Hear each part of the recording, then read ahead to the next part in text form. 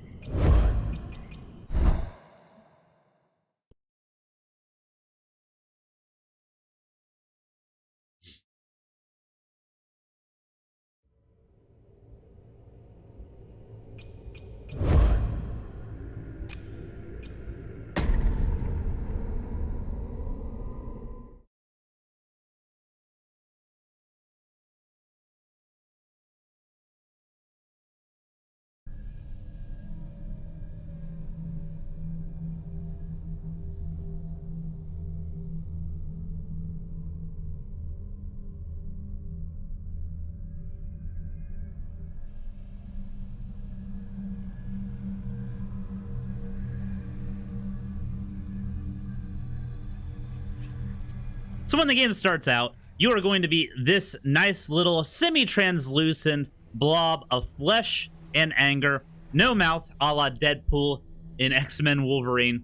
But don't worry, you seek the Mortal Shells, and Mortal Shells you will find. This game gives you a pretty decent tutorial as far as the combat systems go, and then cuts you loose to do whatever you feel like. And then the game opens up. And when I say opens up, this is one of the few Souls-likes that actually allows you to go through any direction, any pathing that you want to go. There is not one designated true path for this game. There's no linear progression systems.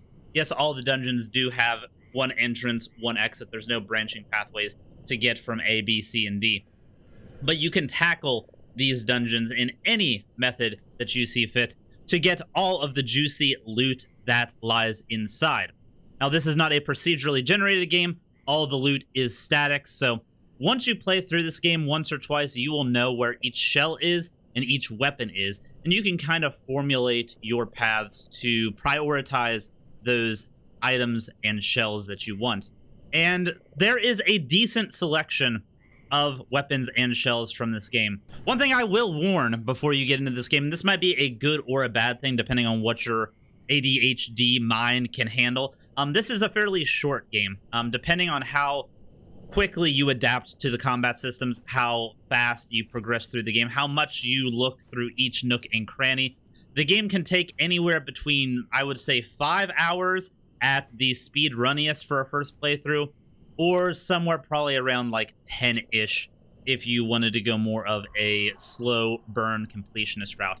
That could, like I said, be a good thing for some people or be a bad thing for others. But I argue that a shorter game of this style is probably a good thing because there is quite a bit of replayability to it. And let me kind of get into why that is. So, as you can see, I have one weapon in my hand and 4 weapons mounted up on this wall. If you have the base version of the game, these 4 weapons are going to be what you will have available to you. The DLC adds a 5th weapon, which is actually kind of cool. It's like a Bloodborne trick weapon. It's called the Axatana, where it will transform between, you guessed it, an axe and dual katanas. A very cool weapon. Like I said, it's only in the DLC, but it is something to keep in mind if you did enjoy this game. I highly recommend picking it up. Yes, there are 4 weapons, and in your HUD world, you can go and equip any of these weapons that you see fit. They come equipped with their light attack chains, they come equipped with strong attacks, and each one has kind of its own niche that it fills. With this sword being kind of your jack-of-all-trades weapon, where you can just do what you need to do. It doesn't have exceptional range, it doesn't have exceptional damage, it doesn't have exceptional speed, but it do all of the good that you need it to. One thing to note about the combat system in this game is R1 chains do have a finite limit to them, tend to be 3-hit combos.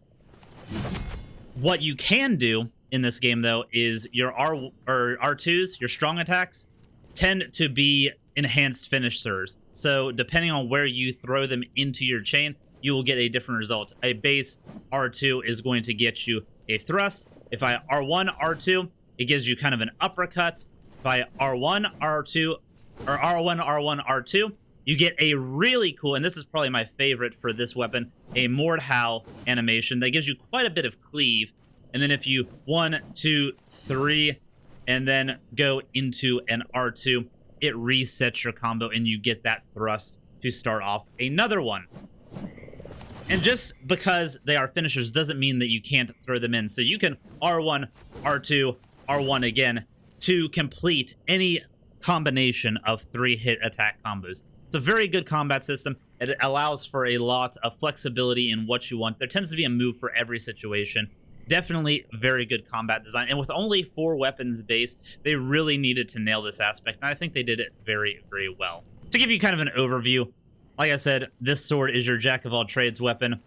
The smoldering mace tends to be your crowd control weapon. It is equipped with a ton of sweeping and cleaving attacks. Then you have the Martyr's Blade, the biggest and slowest weapon of the game, but this weapon is all about crowd controlling your enemies. This will knock pretty well every enemy on its ass, and that is one thing I want to note with this game, is that depending on which weapon you choose, they will have different effects whenever you're hitting enemies with them. This weapon, like I said, will send enemies flying, whereas the standard hollowed sword will not, for the most part. It may stagger them if you do like a Mordhau or stuff, or they're a smaller enemy, but bigger enemies will walk through your attacks, and you'll kind of have to use the game's other mechanics to get that going. So I can hear you saying, Bill, those are some pretty cool weapons, but how do you specify what class you want to do?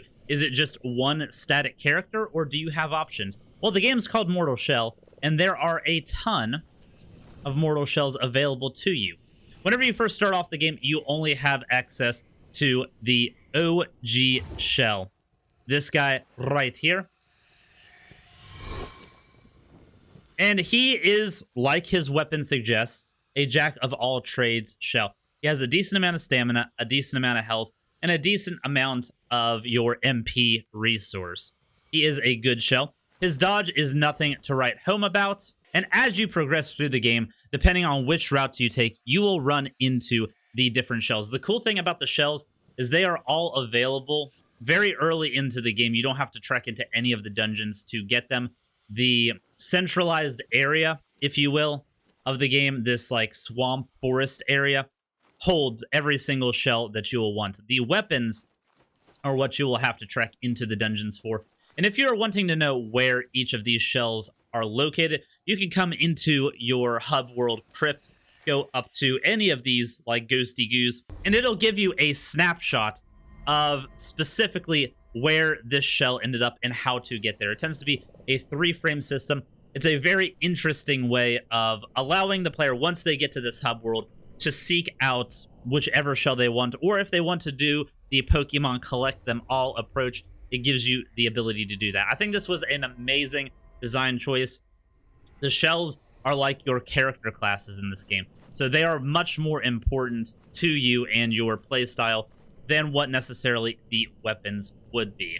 And when I say character classes, I quite literally mean that. Mortal Shell does not allow you to level stats in the traditional sense. You need to put points into these shells independently of each other. So you need to find out which shell syncs to your playstyle the most, and then start allocating points into them. Other shells, such as Teal the Acolyte, which tends to be your rogue style shell. He has very low health, but very high stamina. His magic is also nothing to write home about, but he has the best dodge in the game with this kind of smoke screen effect whenever you do not 1, but 2 dodges. And he also travels the furthest. While he's in this effect, he gets his iframes. The good iframes that we all know and love. You also have Solomon the Scholar, who is your archetypical mage style character. Magic works a little bit different in this game. You have to do specific actions to be able to get those spell effects, whether it be charging these bars up and then having an item with your weapon that will allow you to do a super attack, or you can also do a parry, and then depending on which equipment you have equipped, it will do a different effect on the riposte animation, whether it is sucking the health out of the enemy to heal yourself, or planting a bomb in their stomach so that it will explode after a short time, dealing massive damage and most likely staggering them. And yes, you heard me right. There is a parry system. By hitting L1 on the PlayStation controller, you pull out this nice little onk-looking thing, and if you time it right, you will parry things. They will go into a downed animation, and then immediately hitting R1 will activate whatever parry ability you have equipped. It's a very cool system.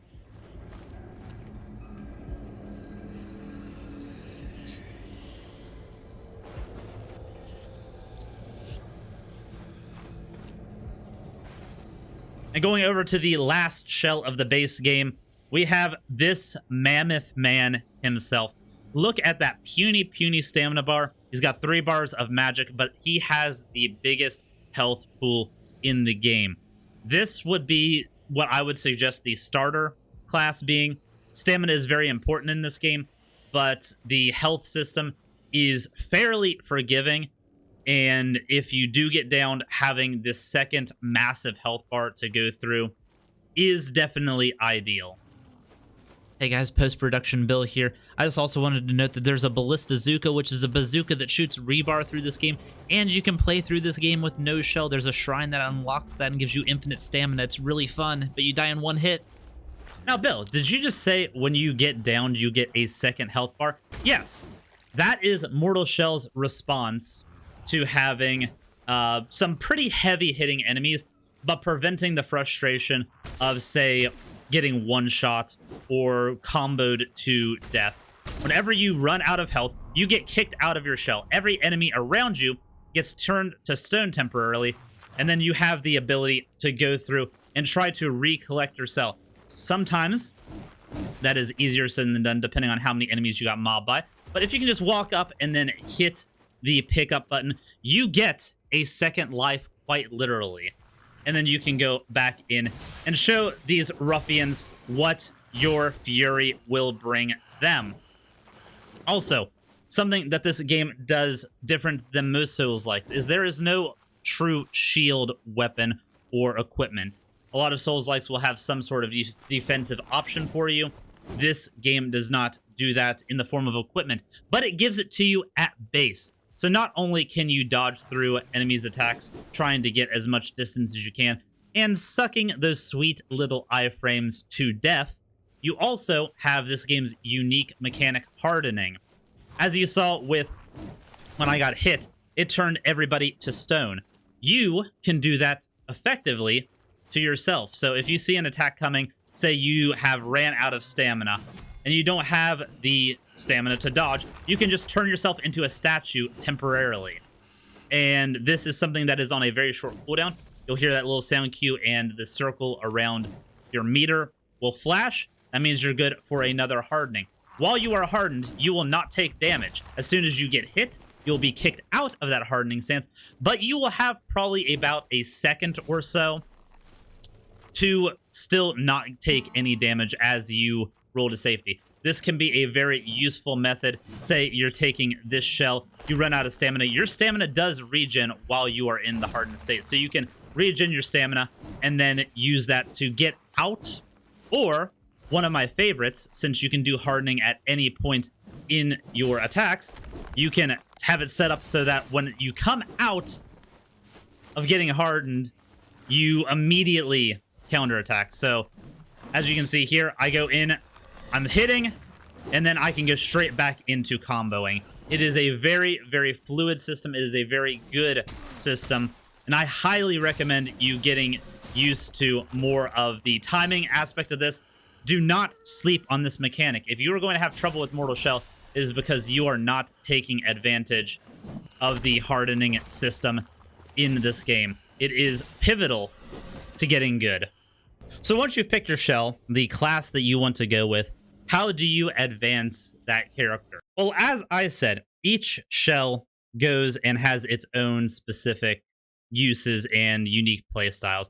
And if seeing the bars themselves wasn't obvious enough, they do have a very nice menuing system where you can go through and look at each of these shells individually and see specifically with the stats shown right up in your face where they excel. But you also can go and check out their abilities.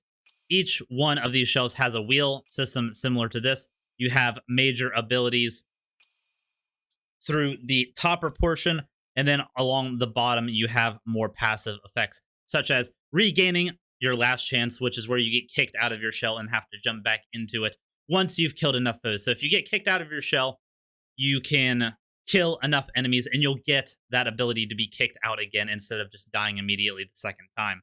From my understanding, these bottom tier trees are shared throughout all of the shells. It's these upper ones that you really want to focus in on. And these abilities really highlight what these shells are good at, such as this one here. Iridium deals extra damage against enemies who are alone. So for bosses, this shell is very, very good. Attacks deal additional poise damage, which is what your stagger damage is going to be. Again, goes with the big hulking tank, causing enemies to cower and quiver and be fell to the ground. More HP gains execution stacks. So the more enemies you kill, the more damage you will do. And this is only lost whenever you get kicked out of your shell. And with that massive health bar, that's not easy for this shell to do. These abilities are amazing. They're all tailored to the playstyles that those shells have. But the biggest thing, and I think one of the things that Mortal Shell does better than any other Souls-like, and goes with that Souls-like FromSofware feel of environmental storytelling, is they take the environmental storytelling, but they add a voice to it. So every time you unlock one of these abilities for each shell, you gain a bit of lore about what this shell was as a person. You get to see where they came from, what their purpose in life was, and inevitably what brought them to their death so that we could take over their body for our own purposes. It builds this world out very, very well, and it almost makes it so that you want to go through every single one of these shells and max them out so that you can learn completely what the story is. It's very, very well done. And this on top of items in the world having a interactivity with uses for them. Say you'll walk up and you'll find a mushroom and you'll be like, oh, I want to eat that mushroom. And then you eat that mushroom and you get sick and poisoned and it kills you. That sucks. But then you notice over when you ate that mushroom, that you learned something about that mushroom. So the next time you pick up that mushroom and you eat that mushroom, surprise, you no longer got sick, poisoned, and died. All the contraire, by eating that mushroom, you can now use it to negate poison entirely. It's really, really cool. There's a bunch of items in the game that share that same thing, where the more you use it, you gain an affinity for those items and they'll get better for you. One of the funnest items in the game are these loots, where if you go and play them, you start off with a real shit familiarity. And it just sounds kind of bad, you know what I mean? But as you play the loot more and more, you actually get significantly better, and it teaches you new songs as you go through it. So as you can see, the audio quality has gotten a little bit better, so on and so forth. It's just a nice little flavor thing that they added to the game. There's several different types of loots. They all have different songs that you can play on them. I highly recommend getting looty with it. So, this is a Souls-like. What is your penalty upon death? Well, when you die, and bear in mind, you have to do that effectively twice if you haven't already died. But once you do die, you'll get kicked out of your shell, and you will respawn wherever the nearest entrance was. So if you just exited a dungeon, you will spawn there. If you were at the shrine, you will spawn at the shrine. And you will have your shell back, all of that fun stuff. You do lose all of your tar, which is the resource that... It's kind of like souls in a traditional Souls game. It's your currency that you use to buy items and stuff like that. But you do not lose your glimpses, which your glimpses are kind of like humanity. They are a resource that will continue to build up, and you get items that you can use to break and get more of those glimpses. And those are specifically for unlocking your character traits and abilities. But once you get back to where you did die, you'll see this happy little statue here. That marks where you died. So, say I take a little bit of damage in this fight, I can run up to the statue, grab it, and it will fully heal me. This is something that I think Mortal Shell does to ease people in and kind of give them their own way of formulating a checkpoint system, where if you had a particularly difficult experience, you can go and fight back to that spot, and if you did it well enough, you will be able to heal yourself and move forward with a little bit bigger of an edge than you had the first time you came through. Having this sort of formulaic checkpoint system where death is actually rewarded if you can get back to that spot, I think is a very, very good design choice. But Bill, this game sounds amazing. It can't all be sunshine and rainbows, can it? No. It absolutely cannot. No game is going to be perfect, and Mortal Shell is just like most games. The flaws that I see personally with Mortal Shell come in a few different flavors, but none of them are game-breaking or detracted from the just disgusting amount of fun that I was having with the game. One thing that I can see definitely being a point of frustration for people, especially if you go into using the slower weapons of the game, is that they are very, very slow. And while they do a lot of damage and cause quite a bit of stagger, you are going to get into the habit of, whenever you go to do an attack, the windup gets you hit. Enemies tend to be a lot faster than you in most of the game, especially some of the bosses. And finding the proper timings to do the attacks that you're wanting to do gets pretty challenging, and there is no way of canceling out of these animations once they have been hit. You need to be very deliberate with your attacks.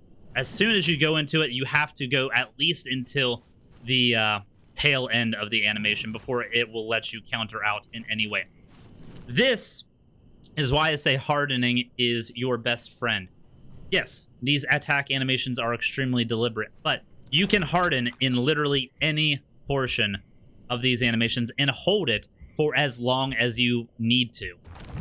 It is only broken once you let go of the button itself or if an enemy hits you. So if you know this enemy is going to be faster than me, I can just hit it right here. Once he hits me, I go in and I finish him off. Simple as that. It is very much a frustration point whenever I first started playing the game, making it so that I almost put the game down completely. I'm glad I came back, learned the systems. It is one of the things that the tutorial points out from the very get-go. I think it's the very first thing that the game tells you about after they give you your weapon and show you how to attack. Do not sleep on the hardening system. It is in this game because of the deliberacy of the weapons in the game. Use it. It is your friend. Other than that, I've already touched on the game being a little bit short, and as you get more used to the game, as you do more playthroughs, the time going through this game is only going to get shorter and shorter. I think as far as my playthroughs go, I can probably beat this game in a 2 to 3 hour session with pretty well any of the shells. Once you get that affinity for the game, it will be very, very quick runs. And that might be a good thing. That might be a bad thing. With the DLC, you also get a roguelite mode that allows you to summon in with a shell, a weapon, and then there are shrines and stuff that you go through and you collect abilities through that. It gives you a different way of playing through the game, but it is still the same game. The areas are not procedurally generated. The only procedural generation are the abilities that you get from it and where you are going to start out. Everything else is completely the same. Some of the dungeons will have 4 or 5 unique enemy types. Other dungeons will only have like 2. It really depends on which routes you end up going. But I do think that the enemies themselves, even though there's not that many of them, are very well designed. They're fun to engage with. I don't feel like there's a lot of bullshit factor to most of them. And to keep going with the enemy design, since there are only 4 dungeons in the game, there is also only, I think, 6 bosses total. Yeah, 6 bosses. Technically 5, because one of the bosses is recycled later in the game. It's kind of like a mid-boss in the open area, and then it is recycled as a mid-boss in one of the dungeons. So 5 bosses total. That's not a lot, but the experience that the game gives, I think, kind of warrants that more condensed playstyle. I am of the mindset that even if a game is short, even if there is not a lot of unique content to that experience, if that content is well made and fleshed out and really thought about, and this is the intent of the developer to make this condensed experience, that a short game should not be faulted. And I am of the mindset that Mortal Shell does this better than most indie games do, as far as having its intent, wearing it on its sleeve, not trying to stretch the game out for longevity's sake, just having their experience, what they wanted to get done with it, and then letting you go about your business. And this is why, like I said, if you have a PS4, you can get this game for free. If you do not, it is $30 and goes on sale fairly regularly. Definitely, if you enjoyed the game as well, check out the DLC. The roguelite mode is very, very good. The Axiton is a fun weapon, and the Hadern armor is overpowered, basically. It's kind of a pay-to-win armor set if you wanted to go that route, but it is still a very, very fun DLC and well worth it, in my opinion, if you enjoyed the base game. But that being said, have you played Mortal Shell? What do you think about the game?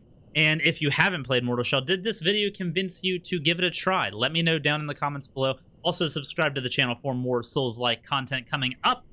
Much love, Tentacrew. Bye-bye.